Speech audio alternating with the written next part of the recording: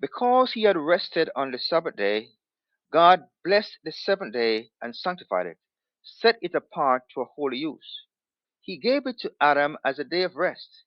It was a memorial of the work of creation and thus a sign of God's power and his love. As the Sabbath is sanctified, so should everyone who desires to keep the Sabbath day holy be sanctified. Hence the Apostle Paul said, "The very God of peace sanctify you wholly. And I pray God your whole spirit and soul and body be preserved blameless unto the coming of our Lord Jesus Christ." 1 Thessalonians 5 and verse 23. This is true Bible sanctification. Therefore, this is how everyone who keeps the Sabbath holy ought to present themselves before God through Christ on the Sabbath day. This is our reasonable service. And so we are told in Romans 12 and verse 1, "I beseech you therefore, brethren, by the mercy of God, that you present your bodies a living sacrifice, holy, acceptable unto God, which is your reasonable service." This is also our whole duty, because one can only keep the Sabbath holy when he keeps or live in obedience to all the commandments of God.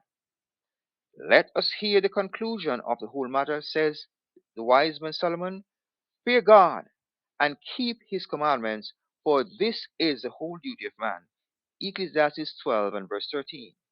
The truth is, to keep the Sabbath holy requires us to live in obedience to all the commandments of God.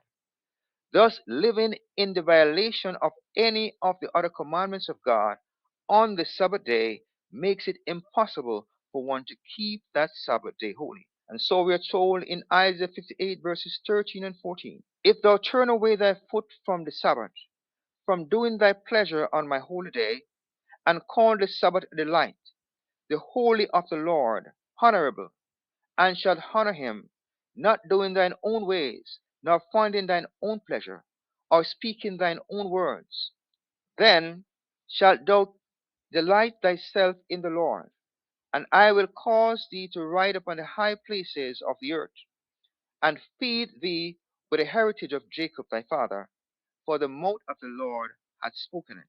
The Sabbath calls our thoughts to nature and brings us into communion with the Creator of heaven and earth. May your thoughts rise heavenwards as you keep this Sabbath holy.